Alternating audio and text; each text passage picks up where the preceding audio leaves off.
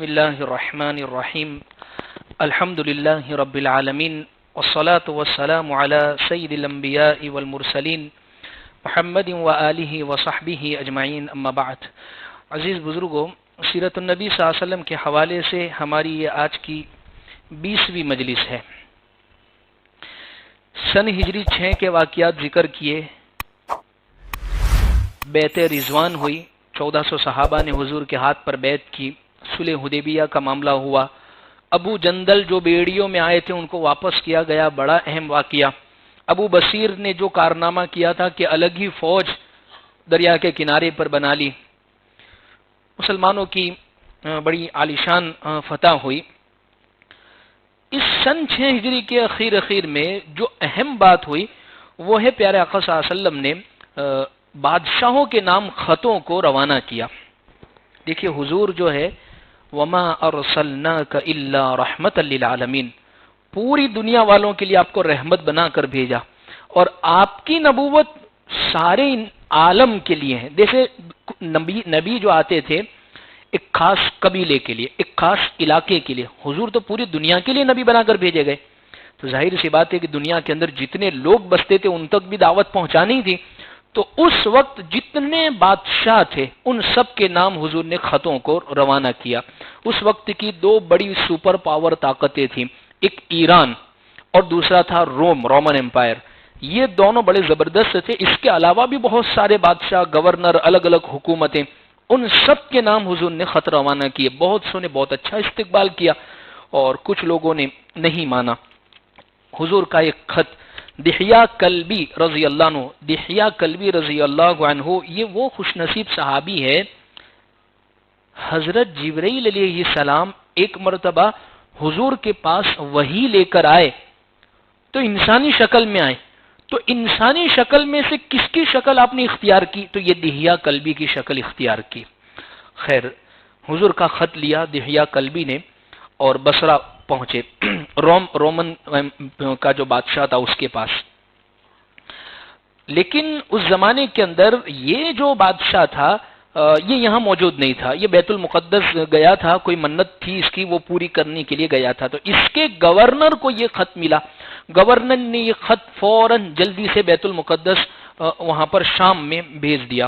بادشاہ نے خط دیکھا، خط پڑھا تو وہ سمجھدار تھا، اس نے تحقیق کرنی چاہیے کہ یہ خط جہاں سے آیا ہے عرب سے، مدینہ کے اطراف میں سے کوئی قافلہ ہے جو وہاں سے آیا ہو اس جگہ سے۔ اسی زمانے میں حضرت ابو سفیان ایک قافلہ لے کر تجارت کے لیے آئے تھے، کہا کہ ان کو بلاؤ، قافلے والوں کو۔ پورا قافلہ آیا، کہا کہ یہ خط میرے پاس آیا ہے محمد بن عبداللہ کی طرف سے، آپ لوگوں میں سے کوئی ہے ان کا رشتہ دار لگتا ہو؟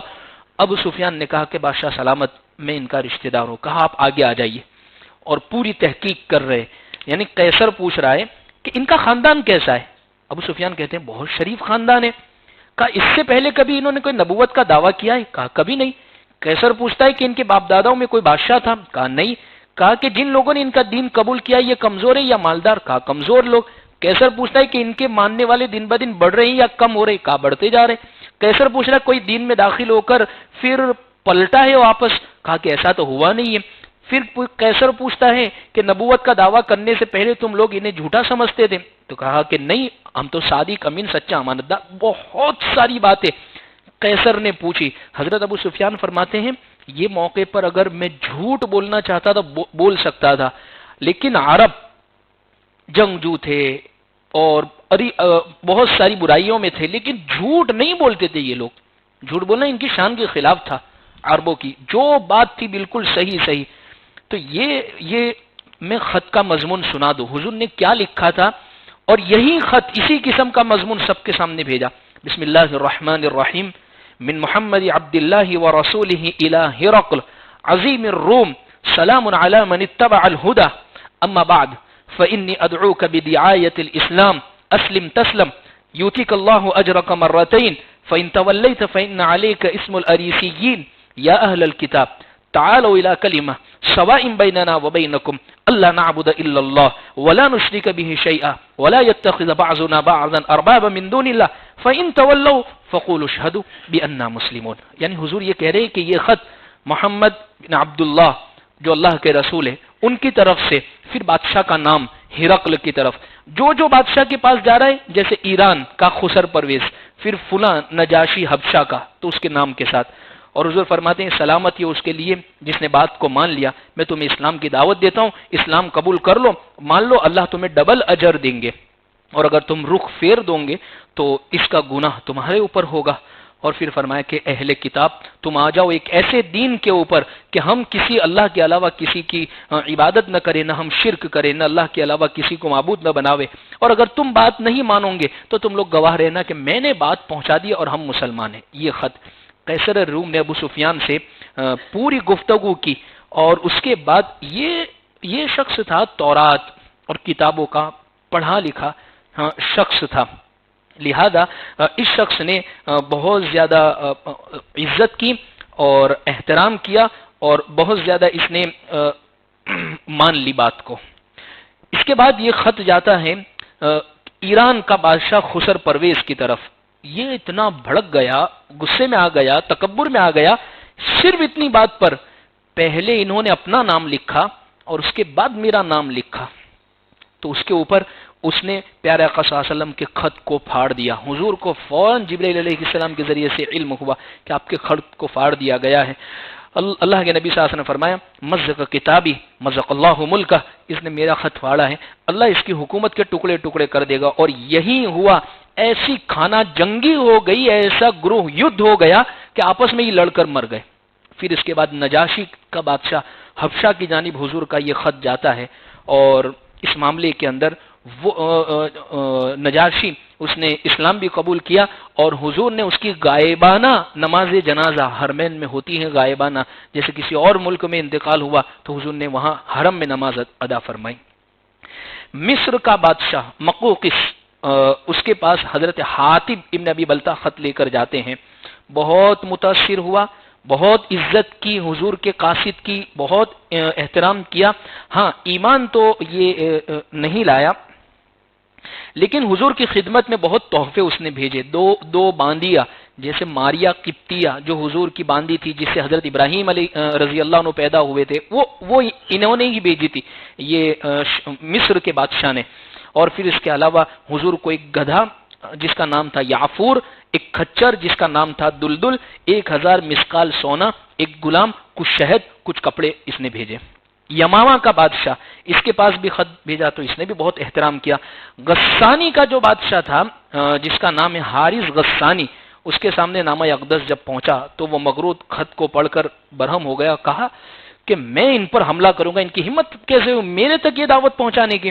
تو غزوہ موتا، غزوہ تبوک جو ہوا ہے وہ اسی گھمنڈ اور اسی وجہ سے ہوا ہے. اس کے علاوہ بھی بہت سارے بادشاہ ہیں جو حارث بن عبد کلال ہے، نعیم ابن عبد کلال، نعمان حاکم زرعہ، یہ سب یمن کے بادشاہ ہیں. ان کی جانب بھی حضور نے خطوط روانہ کیے. اسی طریقے سے سن 6 ہجری کے اخیر میں ایک سریہ ہوا ہے نجد کی جانب، یہ بھی بڑا اہم ہے. اس میں ایک واقعہ ایسا پیش آیا کہ نجد کی جانب ایک لشکر ہوا تو ان لوگوں نے بنی حنیفہ کا سردار جو تھا سمامہ بن اسال وہ قید کر کے گرفتار کر کے لائے گئے. اللہ کے نبی صلی اللہ علیہ وسلم نے مسجد نبوی کے ستون سے باندھ دیا، مسجد نبوی میں ستون تھے اس سے باندھ دیا، اور روز آ کے پوچھتے سمامہ کیسے ہو؟ کہا ٹھیک ہوں. دوسرے دن سمامہ کیسے ہو؟ کہا ٹھیک ہے. تیسرے دن حضور نے کہا بھائی ان کو کھول دو اور چھوڑ دو. ان کو یہ لگ رہا تھا کہ مجھے مار دیا جائے گا، لیکن یہ گئے واپس تھوڑی دیر کے بعد آئے، کہا کہ مجھے کلمہ پڑھا کر مسلمان کر لیجئے، اس لیے کہ میں نے آپ لوگوں کے جو اخلاق دیکھیں اس سے بہترین اخلاق دنیا والوں میں سے کسی کے ہو نہیں سکتے. مجھے سب سے زیادہ نفرت اگر کسی چہرے سے تھی تو حضور آپ کے چہرے سے تھی، لیکن میں نے آپ کو قریب سے دیکھا تو آپ سے زیادہ محبت اب میرے دل میں کسی کی بھی نہیں رہی. اسی طریقے سے آپ کو معلوم ہے کہ ایک واقعہ ہے، حضرت اوس قبیلے کے چند لوگ، مدینہ کے 2 قبیلے تھے اوس اور خزرج، یہ 2 قبیلے مسلمان ہو گئے تھے. ان دونوں میں حریفائی رہتی تھی کہ کون زیادہ اعمال میں آگے بڑھتا ہے.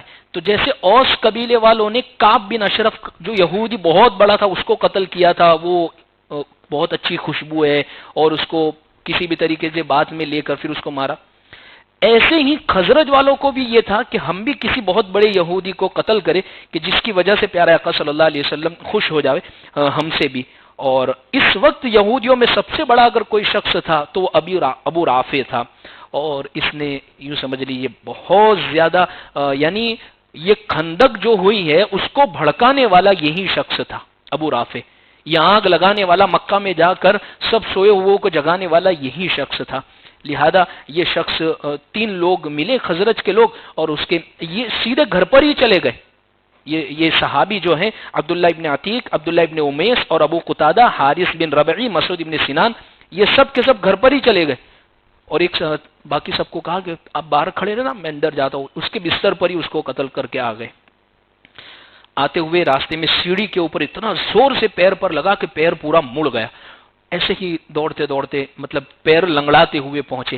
اللہ کے نبی صلی اللہ علیہ وسلم کو جب یہ بات بتائی، حضور خوش ہوئے اور ان کو کہا کہ پاؤں پھیلاؤ، اور حضور کے بعد اس کے بعد حضور نے پاؤں پر ہاتھ پھیرا تو وہ صحابی فرماتے ہیں ٹوٹی ہوئی جو ہڈی تھی وہ بالکل صحیح سالم ہو گئی۔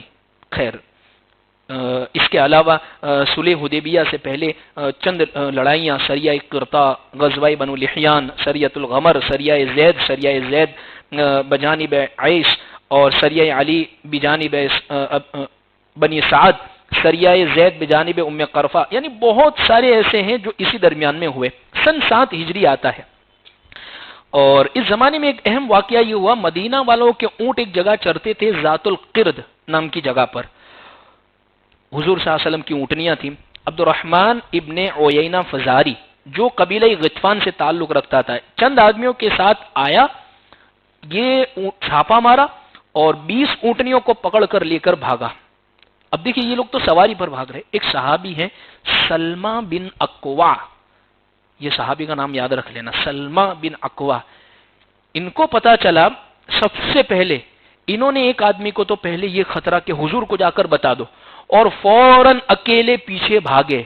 اتنے تیز بھاگنے والے تھے، اتنے تیز بھاگنے والے تھے کہ ان کے بارے میں آتا ہے روایتوں میں گھوڑے سے زیادہ تیز بھاگتے تھے حضرت سلمہ بن اکوا، اتنے تیز۔ تو اتنے تیز بھاگے تو ان کو یہ لگا کہ بہت بڑا لشکر آ رہا ہے، تو یہ اپنے سب اونٹنیاں تو چھوڑ دی، سامان جو بھرا ہوا تھا اس کو ہلکا کیا، کپڑے بھی پھینکے، بہت ساری چیزیں چھوڑ کے یہ لوگ سارے کے سارے بھاگ گئے۔ حضرت سلمہ بن اکوا نے وہ ساری چیزوں کو اپنے قبضے میں لیا، اتنے میں حضور بھی آ گئے۔ اور اسی کے بعد میں، اسی کے 3 دن بعد ایک بہت اہم واقعہ پیش آیا جس کو ہم غزوہ خیبر کے نام سے یاد کرتے۔ خیبر، سوشل میڈیا پر آپ نے کافی یہودیوں کو ایسے پیمفلیٹ لگا کر دیکھتے ہوئے سنا ہوگا کہ وہ کہتے تھے the Khyber was your last hope، یعنی خیبر جو تھی مسلمانوں وہ تمہارا لاسٹ تھا، پد گیا، اب اس کے بعد ہمارا کچھ نہیں ہو سکتا ہے۔ یہ وہ خیبر ہے کہ ان یہودیوں کے ساتھ خیبر میں کیا ہوا تھا، بڑا زبردست غزوہ ہے، حدیث کی کتابوں کے اندر اس کی بڑے فضائل آئے۔ اس غزوے کے اندر کیا ہوا، مدینہ سے 320 کلومیٹر کے اوپر خیبر نام کی ایک بستی ہے، اس کی کھجوریں بہت عمدہ، یہاں پر جتنے بھی لوگ رہتے تھے سب کے سب تاجر، بزنس مین، سب کے سب بہادر اور بہت پہنچے ہوئے، لیکن حضور صلی اللہ علیہ وسلم کے بدترین دشمن تھے نعوذ باللہ۔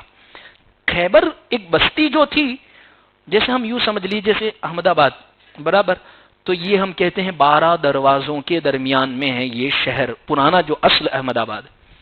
خیبر جو تھا وہ اصل 8 اس کے مضبوط قلعے تھے، 1 2 3 4 5 6 7 8 ایسے مضبوط خیبر کے 8 قلعے تھے، یعنی اگر خیبر کسی کو فتح کرنا ہے تو یہ 8 قلعوں کو فتح کرنا ہوگا۔ ان 8 قلعوں کے نام قتیبہ، نعیم، شق، قموس، نطارہ، صعب، ستیق، سلالم، یہ 8 قلعے تھے۔ ہوا یہ کہ جنگ خندق میں جن جن کفار نے مدینہ پر حملہ کیا تھا ان میں خیبر کے یہودی بھی تھے، بلکہ در حقیقت یہی لوگ سب سے زیادہ اس آگ کو بھڑکانے والے تھے۔ چنانچہ بنو نذیر کے یہودی جب مدینہ سے نکال دیے گئے تو یہودیوں کے جو رؤسا تھے جو خیبر چلے گئے تھے ان میں حیی بن اخطب یہ سرداروں میں سے تھا۔ یہ سب کو مکہ والوں کو یہ ہے، پھر اس کے علاوہ دوسرے میں نے اور نام اس سے پہلے ذکر کیے، یہ سب کو بھڑکا کر لے کر آیا تھا۔ لیکن اب دیکھیں خندق میں کیا ہوا وہ ہمارے سامنے ہے، میں نے ذکر کر دیا تھا، لیکن ابھی ان کی جو آگ جو دل کی تھی بدلہ لینے کی وہ ٹھنڈی نہیں ہوئی تھی، چنانچہ ان لوگوں نے پھر ارادہ کیا کہ مدینہ پر ہم دوبارہ حملہ کریں گے، اور ایک قبیلہ ہے قبیلہ غطفان، اس کو بھی اپنے ساتھ لینے کا ارادہ کر دیا۔ اور قبیلہ غطفان بڑا طاقتور تھا، یعنی اس کا نام سنتے ہی ایک کپکپی طاری ہو جاتی تھی کہ ان کے خون کے اندر جنگ پڑی ہوئی ہے۔ اور تقریباً ان لوگوں نے یہ ارادہ کر لیا کہ مسلمانوں کو ہمیں تہس نہس کر دینا ہے، اور ایک بہت بڑی فوج انہوں نے تیار کی۔ نبی صلی اللہ علیہ وسلم کو خبر ملی مدینہ میں کہ یہودی کے قبیلہ غطفان نے بھی خیبر والوں کا ساتھ دیا ہے اور مدینہ پر یہ لوگ حملے کی تیاری کر رہے ہیں۔ حضور 1600 صحابہ کرام کو ساتھ لے کر اب خیبر روانہ ہوتے ہیں، مدینہ سے 320 کلومیٹر پر ہے۔ اور مدینہ میں حضرت سبا بن عارفہ ان کو افسر بنایا، اور یہ سفر کے اندر ایک جھنڈا حضرت حباب بن منذر کو دیا، ایک جھنڈا حضرت سعد بن عبادہ کو دیا، اور خاص جھنڈا تھا، خاص علم جو نبی کا تھا، وہ حضرت علی رضی اللہ عنہ کو دیا۔ حضرت علی کا اس جنگ میں بڑا عظیم کارنامہ ہے۔ خیر کیا ہوتا ہے، بیویوں میں سے حضرت ام سلمہ آپ کے ساتھ میں ہیں۔ حضور صلی اللہ علیہ وسلم رات کے وقت خیبر پہنچ گئے، اور فجر کی نماز جیسے اندھیرے میں آپ نے ادا کی، اور جیسے ہی پہنچے تو یہودیوں کے جو کھیتی باڑی کرنے والے جو لوگ تھے وہ اپنی ٹوکریاں، اپنے کدال، اپنے پھاوڑے لے کر وہ کھیتوں کی طرف جا رہے تھے، اور انہوں نے دیکھا کہ مسلمان آ گئے ہیں حملہ کرنے کے لیے، اور یہ نبی صلی اللہ علیہ وسلم آ گئے، تو شور مچانے لگے، چلانے لگے، تو کہنے لگے کہ خدا کی قسم یہ لوگ آ گئے ہیں۔ اور اس وقت حضور نے فرمایا کہ خیبر برباد ہو گیا۔ بلا شبہ ہم جب کسی قوم کے میدان میں اتر پڑتے ہیں تو ان کی صبح بری ہوتی ہے۔ چنانچہ حضرت ابو موسیٰ اشعری کہتے ہیں جب حضور خیبر کی طرف چلے ہیں تو صحابہ بہت زور سے نعرہ تکبیر اللہ اکبر کہہ رہے تھے۔ حضور نے فرمایا کہ تم کسی بہرے رب کو نہیں پکار رہے ہو، خاموشی کے ساتھ۔ اور پھر حضرت ابو موسیٰ اشعری فرماتے ہیں میں آہستہ آہستہ اپنی زبان سے کہہ رہا تھا لا حول ولا قوت الا باللہ، تو حضور نے سنا تو حضور نے فرمایا، حضور کو یہ بات کلمہ بہت پسند آیا، اور فرمایا اللہ کے خزانوں میں سے نکلا ہوا یہ کلمہ ہے، لہذا اس کے ہمیں بھی پڑھنے کا اہتمام کرنا چاہیے۔ یہودیوں نے کیا کیا، عورتیں اور بچوں کو قلعوں میں محفوظ کر لیا، جتنا راشن تھا وہ سب ایک قلعہ جو تھا ناعم نامی جو قلعہ تھا اس میں جمع کر دیا، اور فوجوں کو نطات اور قموس کے قلعوں میں اکٹھا کیا۔ ان دو قلعوں کے اندر فوجیں بلائی، عورتیں بچوں راشن کو ایک تیسرے قلعے کے اندر رکھا، اور سب سے زیادہ جو مضبوط قلعہ تھا قلعہ قموس۔ اور مرحب یہودی جو عرب کے پہلوانوں میں 1000 سواروں کے برابر تھا، اس کو یہ قلعہ سنبھالنے کے لیے سونپا گیا کہ آپ اس قلعے کے پاس کھڑے رہیں گے۔ سلام ابن مشکم یہودی اگرچہ یہ بیمار تھا مگر وہ بھی قلعہ نطات میں فوجیں لے کر ڈٹا ہوا تھا۔ یہودیوں کے پاس اس وقت جو فوج تھی وہ 20,000 کے قریب تھی۔ سب قلعوں کے پاس الگ الگ جگہوں پر فوجیں کھڑی کر دی۔ سب سے پہلے قلعہ ناعم کے اوپر لڑائی شروع ہوتی ہے، اور حضرت محمود بن مسلمہ نے بڑی بہادری جانثاری کی، مگر بہت جنگ سخت رہی، گرمی بھی بہت سخت تھی جس کی وجہ سے پیاس کا بہت غلبہ ہوا، اور یہ قلعہ نائم کی دیوار کے نیچے سو گئے، اور کنانہ ابن ابی الحقیق یہودی نے ان کو دیکھ لیا اور چھت سے ایک بہت بڑا پتھر پھینکا اوپر سے اور ان کا سر کچل دیا اور یہ شہید ہو گئے۔ اور یہ قلعہ ہوا فتح کچھ دیر کے بعد، لیکن 50 مسلمان شہید ہو گئے، زخمی ہو گئے، شہید نہیں ہوئے۔ پھر اس کے بعد حضرت اسود راعی اسی قلعے کی جنگ میں شہادت ہوئے۔ ان کا یہ واقعہ ہوا کہ ایک حبشی تھے جو خیبر کے کسی یہودی کی بکریاں، عجیب واقعہ ہوا حضرت اسود راعی کا۔ ہم سنتے ہیں نا کتابوں کے اندر کہ ایک صحابی ایسے ہیں جنہوں نے نہ کبھی زندگی میں روزہ رکھا، نہ نماز پڑھی، نہ کوئی عبادت، ایک بھی عبادت نہیں کی، پھر بھی وہ جنتی۔ وہ یہی صحابی حضرت اسود راعی چرواہے تھے، حضرت اسود رضی اللہ عنہ۔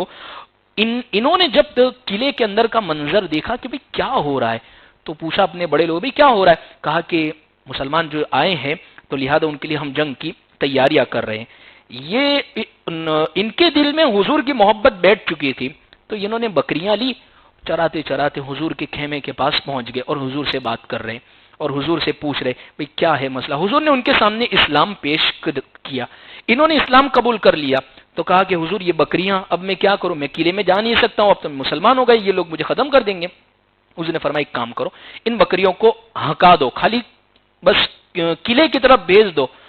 اللہ کی شان، حضور کا معجزہ کہ وہ ساری کی ساری بکریاں خود بخود قلعے کے اندر داخل ہو گئی۔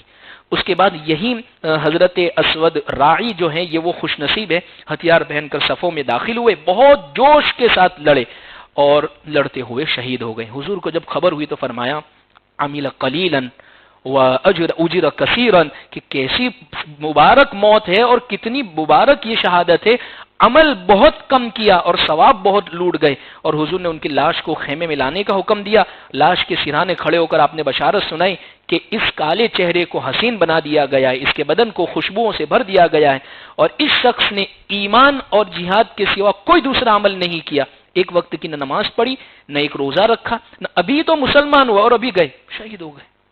تو یہ وہ ہم واقعہ سنتے۔ اچھا، اب حضور نے اپنا جو ہیڈ کوارٹر جو بنایا تھا، قبیلہ غطفان والے وہ آنے والے تھے خیبر والوں کی مدد کے لیے، یعنی خیبر اور یہ دونوں کی سانٹھ گانٹھ ہو چکی تھی غطفان والوں کی۔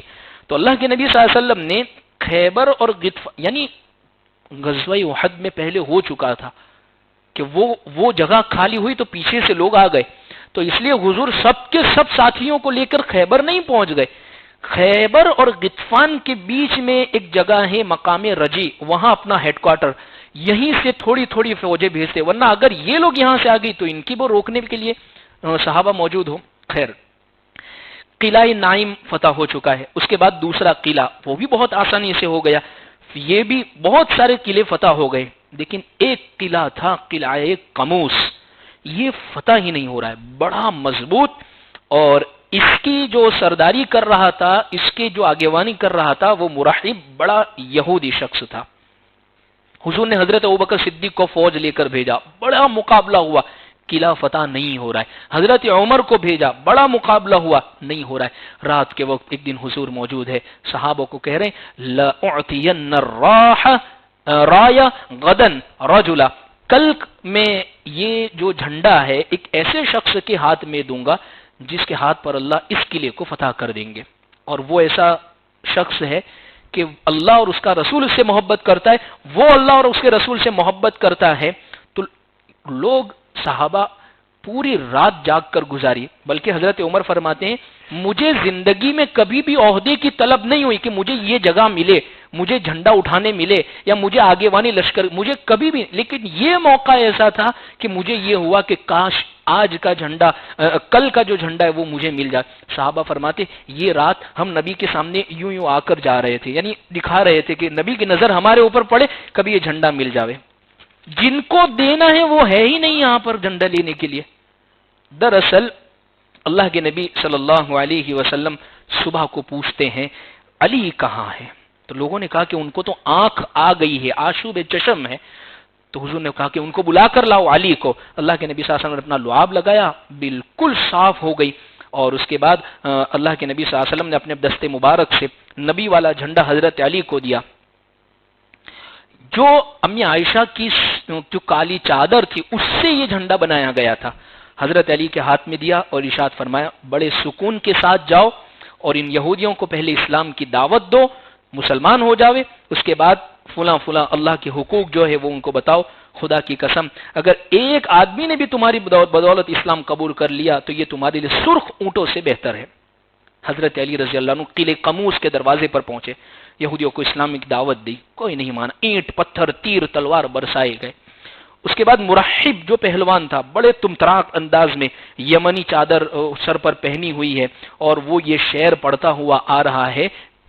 جنگ کے میدان میں کیا ہوتا تھا، شعر پڑھے جاتے تھے، یعنی اپنے آپ کو بڑا بتانے کے لیے۔ یہ کہتا ہے کہ خیبر کو، یہ علاقے کو پتا ہے میں مرحب ہوں، میں زیرہ پہن کر آیا ہوں، اور بہت بہادر اور بہت تجربہ کار ہوں۔ حضرت علی فرماتے اس کے جواب میں انا الذی سمینی امی حیدرہ کلیث غابات کریح المنظرہ، میں وہ ہوں کہ میری ماں نے میرا نام حیدر رکھا ہے، شیر حیدر، میں کچھار کے شیر کی طرح ہیبت ناک ہو۔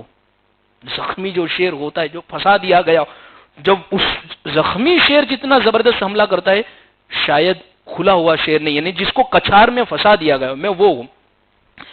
مراحب کو یہ سن کر بڑا غصہ آیا اور اس نے بڑی زوردار انداز میں اپنی تلوار حضرت علی پر ماری، لیکن حضرت علی رضی اللہ عنہ فوراً وہاں سے ہٹے اور پیترا بدلا، اس کا وار تو خالی گیا اور آپ نے بڑھ کر اس پر زور سے ایسی تلوار ماری، اس کا جو ٹوپی پہنی تھی وہ پھٹی، اس کے بعد یہاں کچھ پہنا تھا وہ کٹا، یہاں تک وار لگا کہ اس کی دہاڑ تک ٹوٹ گئی، اتنا زبردست حضرت علی کا وار تھا۔ خیر، اس کی لاش جیسے ہی زمین پر پڑی اور تڑپ رہی ہے، ساری کی ساری فوجوں کے اندر سناٹا ہو گیا، اب ایک دوسرے پر گتھم گتھا ہو رہے ہیں اور بالکل اب جنگ ہو رہی ہے۔ اسی گھماسان میں حضرت علی رضی اللہ عنہ کی جو ڈھال تھی وہ کٹ کر گر گئی، ٹوٹ گئی۔ حضرت علی رضی اللہ عنہ آگے بڑھے، قلعے کا جو پھاٹک تھا، قلعے کا جو دروازہ تھا، اس کو پکڑا اور اس کو نکال لیا، قلعے کے دروازے کو، اور اسی کو ڈھال بنا کر حضرت علی رضی اللہ عنہ لڑ رہے۔ صحابہ فرماتے ہیں بعد میں ہم نے اس دروازے کو جو اٹھایا ہے، 40 آدمی لگے تھے اس دروازے کو اٹھانے کے لیے، حضرت علی نے اکیلے نے اٹھا لیا۔ یہ محبوب صلی اللہ علیہ وسلم کی دعاؤں کا اثر ہے۔ دراصل اسی لیے تو فاتح خیبر جب بھی کہا جاتا ہے کہ خیبر کے فاتح کون ہے، تو ہم کہتے ہیں شیر خدا حضرت علی رضی اللہ عنہ۔ خیر، یہی ہوا کہ جب قلعہ قموس فتح ہو گیا، سب سے بڑا اور سب سے آخری قلعہ یہی تھا، جب یہ فتح ہو گیا تو پھر اس کے بعد یہ سارے کے سارے سرنڈر ہو گئے، اور اسی حضرت علی رضی اللہ عنہ کی یہ زبردست کارنامہ تھا۔ جب خیبر فتح ہو گیا، مسلمانوں نے وہاں پر قبضہ کیا، تو حضور نے ارادہ فرمایا جیسے بنو نذیر کو نکالا گیا تھا ان کو بھی یہاں سے نکال دے، لیکن یہ لوگ آئے بڑے سمجھدار، ان لوگوں نے آ کر یہ کہا کہ ہم کو یہاں سے مت نکالو، ہم یہیں پر رہیں گے، یہاں کی جو پیداوار ہوتی رہے گی اس کا آدھا حصہ ہم آپ کو پہنچاتے رہیں گے۔ حضور صلی اللہ علیہ وسلم نے اس درخواست کو منظور کر لیا، چنانچہ جو کھجورے گلہ جو بھی تیار ہوتا، حضرت عبداللہ ابن رواحہ آتے، یعنی 2 حصہ برابر تقسیم کرتے، اور یہ نہیں کہتے ہم لوگ فاتح ہیں پہلے ہم یہ اچھا والا لیں گے مال، حضرت عبداللہ بن رواحہ برابر حصہ تقسیم کرتے اور اس کے بعد یہودیوں سے کہتے آپ لوگوں کو جو پسند ہو پہلے وہ آپ لوگ رکھ لو۔ یہودیوں کا یہ بیان ہے، وہ یوں کہتے ہیں اتنا انصاف ہم نے اس زمین پر نہیں دیکھا ہے۔ خیر، عبداللہ کا بیان ہے کہ خیبر فتح ہو جانے کے بعد یہودیوں میں حضور صلی اللہ علیہ وسلم نے اس طور پر صلح فرمائی کہ یہودی اپنا سونا چاندی ہتھیار سب مسلمانوں کو سونپ دے اور جانوروں پر جو کچھ لدا ہوا ہے وہ اپنے پاس ہی رکھیں، مگر اس شرط کے ساتھ کہ وہ کچھ بھی چھپائیں گے نہیں، تاکہ یہ لڑائی وغیرہ میں استعمال نہ کرے۔ پھر اسی میں کچھ باندیاں بھی آئی، اور اسی میں کچھ قید ہو کر جو آئی ہے، اسی میں بی بی صفیہ رضی اللہ عنہا بھی اللہ کے نبی صلی اللہ علیہ وسلم نے صحابہ میں تقسیم کیا، تو حضرت صفیہ رضی اللہ عنہا ایک صحابی کے پاس آئی، حضرت دہیہ کلبی کے حصے میں حضرت صفیہ آئی، تو صحابہ نے اس پر یہ گزارش کی کہ اعطیت دحیۃ صفیۃ بنت حیی سیدۃ قریظۃ والنذیر لا تصلح الا لک۔ حضرت صفیہ رضی اللہ عنہ جو تھی، یہ حیی بن اخطب جو بہت بڑا یہودی سردار تھا ان کی بیٹی تھی، تو یہ صحابہ کہتے حضور صفیہ جو ہے وہ آپ ہی کے مناسب ہے، اس لیے کہ بادشاہ کی بیٹی ہے، اس کا وقار بھی باقی رہنا چاہیے۔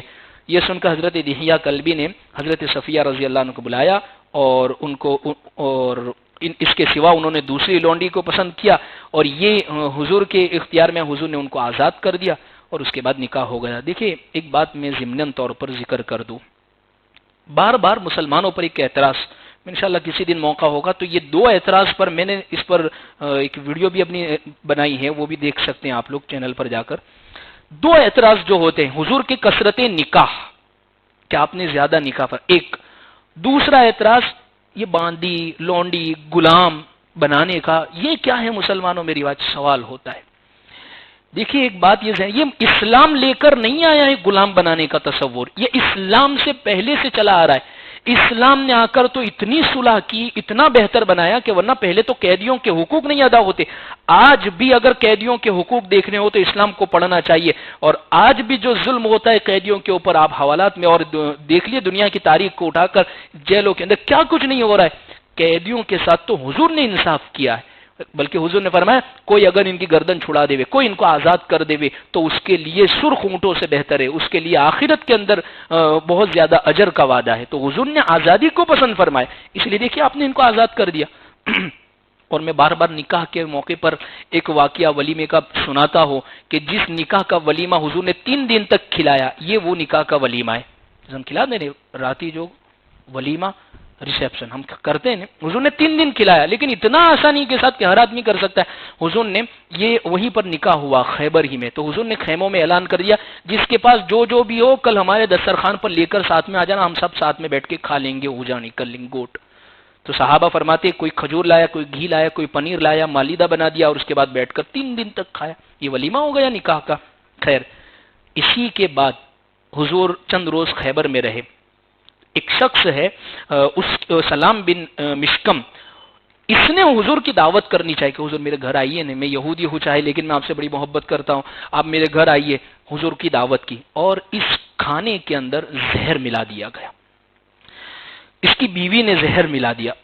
اللہ کے نبی صلی اللہ علیہ وسلم نے ایک لقمہ کھایا، بذریعہ وہی آپ کو بتا دیا گیا کہ یہ اس میں زہر ہے۔ حضور نے اپنا ہاتھ روک دیا، لیکن آپ کے ساتھ ایک صحابی حضرت بشر بن برا، انہوں نے پیٹ بھر کر کھا لیا، جس کی وجہ سے ان کی شہادت ہو گئی۔ اللہ کے نبی صلی اللہ علیہ وسلم فرماتے ہیں کہ یہ جو زہریلا لقمہ تھا، اس کی وجہ سے اوپر کے تالو میں پوری زندگی بھر حضور کو تکلیف رہی، یعنی یہ زہر کا اثر اخیر تک رہا۔ حضور نے پوچھا آپ لوگوں نے یہ حرکت کیوں کی؟ کہا کہ ہم دیکھنا چاہتے تھے، اگر آپ واقعی اللہ کے نبی ہے تو آپ پر وہی آ جائے گی، اور اگر آپ نبی نہیں ہوتے تو آپ سے پیچھا چھڑا لینا ہی یہ ہمارے لیے بہتر ہوتا، اس لیے میں نے کیا۔ خیر، قصاص میں سلام بن مشکم کی بیوی کو قتل کیا گیا، کیونکہ انہوں نے بشر رضی اللہ عنہ کو زہر دے کر مارا تھا۔ اب خیبر فتح ہو گیا، ابھی خیبر میں ہی ہے، اور اسی درمیان حبشہ کا قافلہ آ رہا ہے۔ حضرت جعفر، وہ پہلی ہجرت کے موقع پر گئے تھے، حضرت جعفر رضی اللہ عنہ، حضرت علی رضی اللہ عنہ کے بھائی، وہ پہلی ہجرت میں اب وہ آ رہے۔ اللہ کے نبی صلی اللہ علیہ وسلم نے ان کی پیشانی چوم لی، اور حضور نے کیا جملہ فرمایا؟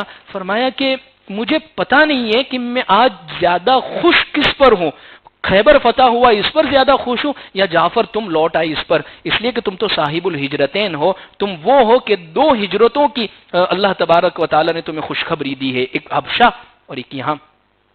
پھر حضور نے وہیں رہ کر چند مسائل بیان کیے۔ فرمایا پنجہ دار جانور حرام، پنجہ دار پرندوں کو حرام فرمایا، تمام درندے والے جو جانور ہیں وہ حرام ہے، گدھا اور خچر وہ حرام ہے، چاندی سونے کی خرید و فروخت میں کمی بیشی، پہلے کیا ہوتا تھا ایک آدمی 5 تولہ دے کر سامنے والے سے 6 تولہ، جیسے مثال کے طور پر کہ اس نے کچا سونا دیا 5 تولہ اور سامنے والے نے زیورات اگر 6 تولہ دے رہے، تو ایسا پہلے درست تھا۔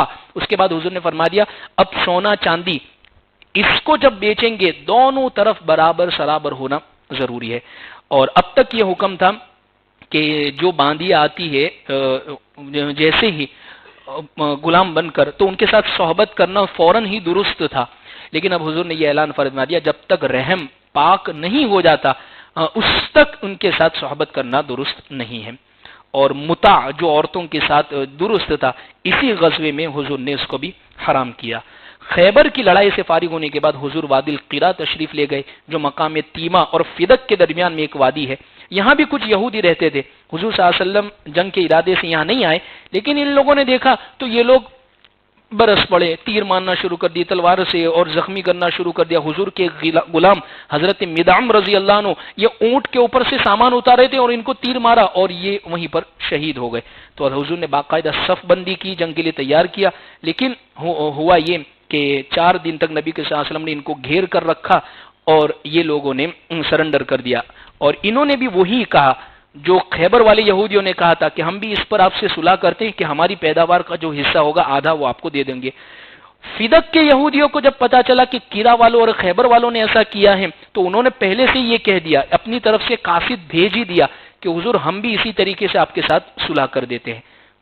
غزوہ صلح حدیبیہ جو ہوا تھا ابھی اس کا عمرہ کرنا باقی تھا، تو اللہ کے نبی صلی اللہ علیہ وسلم اسی کے بعد بعض روایتوں میں سن 6 بھی ہے، بعض میں سن 7 ہجری بھی ملتی ہے کہ اللہ کے نبی صلی اللہ علیہ وسلم نے فرمایا کہ اب ہم عمرہ کرنے کے لیے جا رہے ہیں، اور وہی لوگوں کو اجازت دی جو گزشتہ سال ہمارے ساتھ صلح حدیبیہ میں شریک تھے، اس کے علاوہ کوئی بھی نہ آوے۔ چنانچہ اللہ کے نبی صلی اللہ علیہ وسلم نے مدینہ پر حضرت ابو ذر غفاری کو حاکم بنایا اور 2000 مسلمانوں کو ساتھ میں لیا، اور ساری ہتھیاروں کے ساتھ حضور جا رہے۔ پتہ نہیں کہ یہ لوگ بدخلافی کر دے، لیکن مکہ والوں کو پتا چلا تو انہوں نے کہا آپ لوگ ایسے ہی آ جائیں، ہم کوئی جنگ آپ سے نہیں کریں گے۔ حضور نے ایک جگہ پر مدینہ سے 8 میل مقام یاجج پر سارے ہتھیار وہاں پر رکھے اور صحابہ کو لے کر اب عمرہ کرنے کے لیے گئے۔ حضرت عبداللہ بن رواحہ اشعار پڑھ رہے تھے کہ اے لوگو حضور کا راستہ ہٹاؤ، آج دیکھو ہم تمہارے سامنے اتر رہے ہیں۔ تو حضرت عمر نے روکا کہ ایسا مت بولو۔ حضور نے فرمایا ان کو چھوڑ دو، ان کو شعر پڑھنے دو۔ یہ شعر پڑھ رہے تھے۔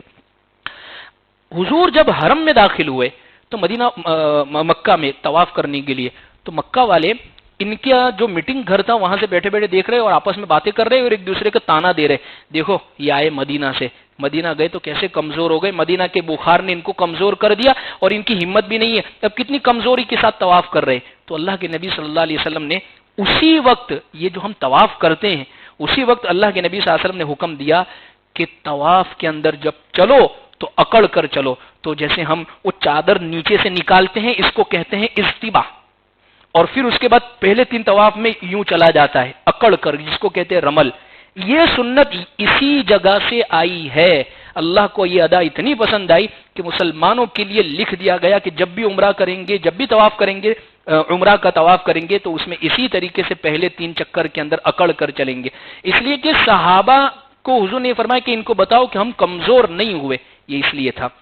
اور پھر اس کے بعد حضور جب خیبر سے یہ نکل رہے تھے، یہاں سے مکہ سے نکل رہے تھے عمرہ کرنے کے بعد، تو حضرت حمزہ رضی اللہ عنہ کی بیٹی، وہ چھوٹی سی تھی، امامہ نام تھا، امامہ، وہ دوڑتی ہوئی چچا چچا کرتی ہوئی دوڑتی ہوئی اور حضور سے آ کر چمٹ گئی۔ حالانکہ حضور کے بھائی صاحب ہوتے ہیں، یعنی بھائی جان بڑے ہوتے، کیونکہ حضرت حمزہ چچا ہے، لیکن انہوں نے بھائی چچا کہا اس لیے کہ حضرت حمزہ اور حضور یہ دونوں دودھ شریک بھائی ہے، یعنی حضور نے جن کا دودھ پیا ہے حضرت حمزہ نے بھی انہی کا دودھ پیا، اور ان کی عمر کے ہی تھے۔ تو یہ دوڑتی ہوئی آئی اور بالکل چمٹ گئی۔ اللہ کے نبی صلی اللہ علیہ وسلم کو اپنے چچا یاد آ گئے، حضرت حمزہ، حضور رو پڑے۔ اس کے بعد حضرت علی دوڑے اور دوڑنے کے بعد فوراً ان کا ہاتھ پکڑ لیا کہ یہ میری بیٹی جیسی ہے، یہ میرے چچا کی بیٹی ہے، میں ان کی پرورش کروں گا۔ حضرت جعفر نے کہا کہ نہیں یہ میری بیٹی جیسی ہے، میں ان کی پرورش کروں گا، اور اس کی خالہ جو ہے امامہ کی خالہ وہ میرے نکاح میں ہے۔ اور حضرت زید بن حارثہ نے کہا حضور میں بھی آپ کے خاندان سے بڑی محبت کرتا ہوں، حضور مجھے دے دیجئے میں ان کی پرورش کروں۔ تو اللہ کے نبی نے فیصلہ فرمایا کہ امامہ کو جو ہے حضرت جعفر کو دے دو، اس لیے کہ الخالۃ بمنزلۃ الام، خالہ وہ ماں کے برابر ہوتی ہے، لہذا اس کو زیادہ پیار ملے گا۔ اور حضرت علی سے فرما دیا کہ دیکھو تم مجھ سے ہو اور میں تم سے ہو، اور حضرت جعفر میں فرمایا تم سیرت و صورت میں میرے سے مشابہت رکھتے ہو، اور حضرت زید کو یہ تسلی دے دی کہ زید تم میرے بھائی اور میرے مولا ہو۔ اور اسی عمرہ قضا کے موقع پر اسی سفر میں حضرت میمونہ رضی اللہ عنہا سے حضور نے نکاح فرمایا۔ یہ آپ صلی اللہ علیہ وسلم کی چچی ام فضل جو حضرت عباس کی جو بیوی تھی یہ ان کی بہن ہے۔ تو مقام شریف کے اندر حضرت جب پہنچے ہیں، مقام شریف مکہ سے تھوڑا سا دور چلنے پر ہے، وہیں پر ان کا خیمہ تھا، وہیں پر اللہ کے نبی صلی اللہ علیہ وسلم نے ان سے نکاح کیا۔ عجیب اتفاق، جہاں ان کا نکاح ہوا جس علاقے میں، وہیں پر آج ان کی قبر بھی ہے مقام شریف کے اندر۔ تو الغرض یہ اہم واقعات تھے جو سن 7 ہجری کے اندر پیش آئے تھے۔ اللہ تبارک و تعالی ہمیں عمل کی توفیق عطا فرمائے۔ وآخر دعوانا الحمدللہ۔